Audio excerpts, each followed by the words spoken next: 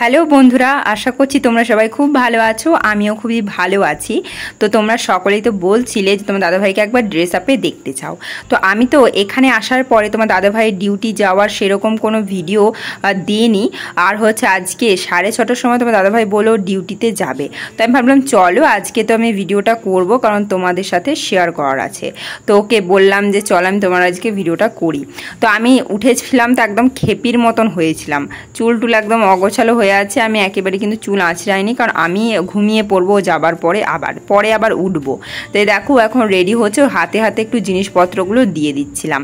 দেখবে আমরা যারা ফজি বউরা আছি এই সমস্ত ড্রেস পোশাক নাড়তে তারপর হচ্ছে গায়ে দিতে না বেশ মজা লাগে। তো হচ্ছে দেখো তোমার দাদাভাই এখন বেরিয়ে পড়লো, গাড়ি নিয়ে যেতে হয় তার কারণ ডিউটির জায়গাটা একটু দূরে এখান থেকে, তো সেই জন্য আর কি গাড়ি নিয়েই যায়।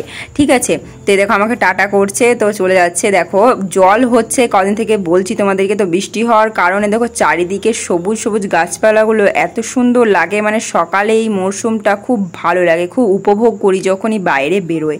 মানে ধুলোবালি জমে থেকে গাছপালার মধ্যে বৃষ্টি হলে সেগুলো ধুয়ে যায়। এখন বাজে 10টা, এখন আমি ঘুম থেকে উঠলাম, এখন আমি কাজও করিনি আর আমি খাইও নি। তো যাই হোক, এখন থেকে আমার ব্লগটা আমি স্টার্ট করছি। তোমরা পুরো ভিডিওটা দেখতে থাকো, আশা করছি ভিডিওটা ভালো লাগবে। তোমাদের কাছে আমার একটা কোয়েশ্চেন আছে যে মেয়েদের নিজের বাড়ি বলতে কি কিচ্ছু হয় না? বিয়ের আগে বলতে হয় বাবার বাড়ি, বিয়ের পরে সেটাকে বলতে হয় শ্বশুর বাড়ি কিংবা বরের বাড়ি, আবার বরের কাজের জায়গায় এলে বলতে হয় বরের কাজের জায়গায় এসেছি। তাহলে কি আমাদের নিজস্ব কোনো বাড়ি নেই? একটা মেয়ে বাবার বাড়িতেই কিন্তু রাজার হালেই থাকে, শ্বশুর বাড়ি আসা নিয়ে তার থাকে হাজারো স্বপ্ন, কিন্তু সেখানে মেয়েদেরকে কি শুনতে হয় যে বউটা এসেছে বলে শ্বশুর বাড়িতে ভাঙন ধরেছে। আরে ভাই, তোমাদের ভিতটাই আলগা ছিল। একটা মেয়ে রাজার হাল ছেড়ে তোমাদের বাড়িতে চাকরানি হয়ে পড়ে থাকে, ঠিক আছে? সেখানে নিশ্চয়ই সে ভাঙন ধরাতে আসে না।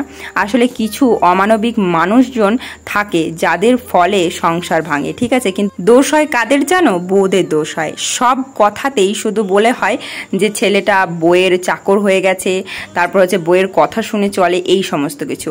আর যখন ছেলেটা মায়ের কথা শুনে বউকে অত্যাচার করে তখন কি হয়? তাহলে কি সে মায়ের চাকর হয়ে যাচ্ছে? তখন খুব ভালো বলো, কিন্তু বইয়ের যখন একটা কথা শুনে নিচ্ছে তখন ছেলেটা খুবই খারাপ। একটা কথা বলি, অন্য সকল মেয়েদের সাথে কিন্তু একটা ভালো মেয়েকে তুলনা করা হয়, মানে খারাপ মেয়েদের সাথে আর কি। তো দেখো পৃথিবীতে শুধুমাত্র যে বউরা খারাপ হয় তা না, শাশুড়িদের জন্য অনেক জায়গায় সংসার ভাঙছে, ছেলেদের জন্যও কিন্তু সংসার ভাঙে। মানে অনেক ছেলে হয় না খারাপ খারাপ কাজ করে, তারপর নেশা ভাঙ করে, যেটার জন্য সংসার ভাঙে, বউকে অত্যাচার করে। তো কই তখন তো বলো না যে ছেলেটা খারাপ। ঠিক আছে, সবসময় মেয়েদের কেন দোষ দেওয়া হয়? একটা মেয়ের যখনই সংসার ভেঙে যায় তখন শুধুমাত্র দোষ দেওয়া হয় একটা মেয়েকেই, সেখানে দেখা হয় না যে আদার্স কারোর দোষ ছিল কি ছিল না। মানে কি বলবো, সব দোষ শুধু বউদের, আসলে সেটা না। তবে একটা কথা বলি, সবসময় চুপচাপ থাকাটাও কিন্তু ভালো নয়, প্রতিবাদ করাও কিন্তু দরকার কিছু কিছু সময়ে। সবসময় মানুষের কটু কথা শুনলে জানো তো সেই সমস্ত মানুষরা তোমাকে দুর্বল ভাববে, তাই সব জায়গায় চুপ থাকবে না। যখন তোমার মনে হবে যে সেই জায়গাটা আমার প্রতিবাদ করা দরকার, অবশ্যই প্রতিবাদ করবে, সেখানে তুমি খারাপ হলে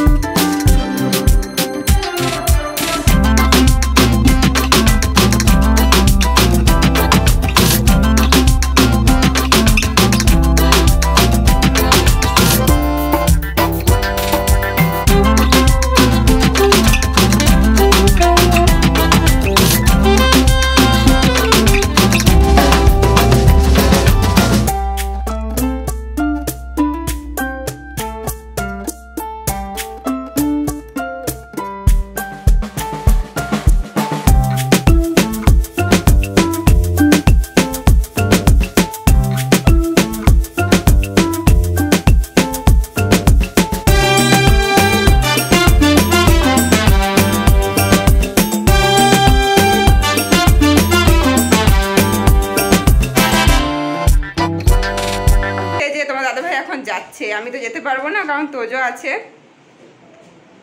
তো কিরকম এক্সপিরিয়েন্স বিয়ে করে? কই অন্ধকার চলে এলো, বিয়ে করেই প্রকাশটা সেজে গেছে। এমন কি ধরনের কথা?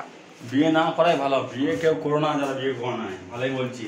ছেলে হোক আর মেয়ে হোক, ছেলে হলে এই অবস্থা, মেয়ে হলে ঘরে ঝাঁট দেবে কাজের মাসি, ঠিক আছে? এই জেনে রাখবে। তো তো তুমি দেখো আমি কথা বলি, ও ঘুরতে নিয়ে যেছে না, আমার জামাটা তোকে দাবাই নিয়ে আসতে হবে, বলো এটা তোর কর্তব্যের মধ্যে পড়ে। তো ফাইনালি আমার চুড়িদারটা দাবিয়ে নিয়ে চলে এসেছিলো তোমাদের দাদাভাই। তো আমি আর কি রেডি হয়ে পড়েছি, এখন বাজে 5:30। এখন তোজও রেডি হয়ে গেছে, তোমার দাদাভাইও রেডি হয়ে গেছে। পাশের কোয়ার্টারে যারা থাকে তাদেরও যাওয়ার কথা ছিল, কিন্তু তারা যাচ্ছে না। তো আমরাই আর কি ঘুরতে যাচ্ছি। তো চলো আমরা এখন বেরিয়ে পড়ি, আর তোমরা ভিডিওটা এনজয় করো। আজ তোমায় নিয়ে শুরু হলো নতুন জীবন, সবই লাগে যেন দুটি চোখে স্বপ্ন। এখন যখনই কোথায় যায় তোজোকে নিয়ে, তখনই না ও গাড়িতে চাপতেই ঘুমিয়ে পড়ে কিছুক্ষণের মধ্যে, মানে গাড়ির হাওয়াটা লেগে আর কি ও ঘুমিয়ে যায়। ক্যামেরা করতে তো ভয়ই লাগছিলো, কিন্তু কি করবো আর কি, তোমাদের সাথে তো শেয়ারও করতে হবে। তোজোকে আমি মাঝখানে শুইয়ে নিয়েছিলাম, তাই কোনো প্রবলেম আমার হয়নি। এই যে দেখো চলে এসেছি আমরা, এটা হচ্ছে ইউপি হথনিকুণ্ড, ঠিক আছে? এটার নাম হচ্ছে হথনিকুণ্ড। আর এখানে একটা পার্ক তৈরি হচ্ছে যেটার নাম হচ্ছে ওয়াটার পার্ক। তো আজকে আমরা সেখানেই যাচ্ছি। তোমরা ভিডিওটা দেখো, তাহলে সব কিছু বুঝতে পারবে, আর সব কিছুই বলছি। দেখতেই পারলে যমুনা নদীতে কিন্তু অনেক পরিমাণে জল এসেছে। কিছুদিন আগে এটা শুকিয়েছিল, কিন্তু এখন জল অনেকটাই চলে এসেছে। এই গেটগুলো তৈরি হচ্ছিল যখন আমি আগে ছিলাম এখানে, তখন তৈরি হচ্ছিল যখন আমি প্রেগনেন্ট ছিলাম না, কিন্তু তারপরে কিন্তু দেখো এখন কমপ্লিট হয়ে গেছে। আর এদিকে চারিধারে কিন্তু নেট লাগানো আছে, কারণ প্রচুর গভীর জল। আর যখন যমুনাতে বান আসে তখন তো প্রচুর পরিমাণে জল হয়ে যায়। আর যখন আর কি বান এসেছিল আর কি, তখন নিউজ একবার কিন্তু এই হথনিকুণ্ড জায়গাটার ব্যাপারে কিন্তু বেরিয়েছিল, তোমরা নিশ্চয়ই খবরে দেখেছো। তো প্রচুর ভয়ানক জায়গা কিন্তু এটা, যখন আর কি নদীর স্রোত আসে তখন। তো এই দেখো এখন আমরা যাচ্ছি আর কি, চারিদিকে নেট আছে তো অত ভালো করে ভিডিওটাও করতে পারলাম না। তো এই সময় কিন্তু প্রচুর পরিমাণে ভিড় হয় এখানে। আগে কিন্তু এত কিছু ছিল না, কিন্তু এখন এত সুন্দর হয়ে গেছে কি বলবো। মানে ছোট বাচ্চাদের জন্য চাপার গাড়ি, তারপর হচ্ছে উঁট, আরে অনেক কিছু রয়েছে এখানে। তারপর অনেক দোকানপাটও বসেছে। এই দুটো উঁট এখানে এত সুন্দরভাবে দাঁড়িয়েছিল, মানে পোজগুলো এত সুন্দর দিয়েছিল, আমি এখানে আর ফটো তোলার লোভটা ছাড়তে পারিনি। তাই তোমার দাদাভাইকে বললাম আমাকে কয়েকটা ফটো তুলে দাও, তারপর তোমার দাদাভাইয়েরও ফটো তুলে দিয়েছি। তো এখন আমরা যাব ওয়াটার পার্কের ভেতরে। তো এই দেখো আমি আর কি যাচ্ছি। তো এখানে না হচ্ছে 90 ডিগ্রির যে একটা হয় না, যে একটা স্ট্যান্ড মতন থাকে, গোল গোল করে ঘুরে ভিডিও বানানো যায়, সেটাও ছিল। তোমার দাদাভাই বললো যে ভিডিওটা বানাও, আমি বললাম না। এই যে দেখো এইগুলো ছিল আর কি, দুটা ছিল এই দিকে। তো হচ্ছে আমরা যখনই গেলাম যে পার্কের ভেতরে ঢুকবো, তখন দেখলাম তালা লাগানো। তো সকলকে বললাম কোন দিকে ঢুকবো, তো বললো যে আরও এগিয়ে একটা রাস্তা আছে, সেই দিকে এখন আপাতত ঢোকা যাচ্ছে। এখনও যেহেতু পার্কটা তৈরি হয়নি, তো আর কি এইভাবে লুকিয়ে লুকিয়ে সবাই ঢুকছে। তো আমরাও আর কি এইভাবেই ঢুকলাম, যেটা মেন গেট সেখানে এখন তালা আছে, যেহেতু আর কি এটা তৈরি হয়নি, সেই জন্য কারোর প্রবেশ করার নিষেধ। তো এইদিকে আর কি একটা রাস্তা তৈরি করেছে এটাতে আপাতত ঢোকার জন্য। তো এইদিকে আমরাও চলে গেছিলাম। তো এই দেখো এটাই হচ্ছে সেই ওয়াটার পার্ক। এটা কিন্তু খুব ভালো একটা পার্ক তৈরি হতে চলেছে, মানে জায়গাগুলো দেখে বুঝতেই পারছো যে কতটা সুন্দর হতে চলেছে। এটা হচ্ছে সুইমিং পুল, এখানে দেখো কত সুন্দর একটা ভিউ আসছে। এগুলো কিন্তু এখনো সম্পূর্ণ তৈরি হয়নি, যখন তৈরি হয়ে যাবে তখন বুঝতেই পারছো কত সুন্দর হবে। এটা কিন্তু অনেক টাকা খরচা করে এই পার্কটা তৈরি করা হচ্ছে, এখনো কিন্তু টোটালি কমপ্লিট হয়নি, তার জন্য এরকম লাগছে।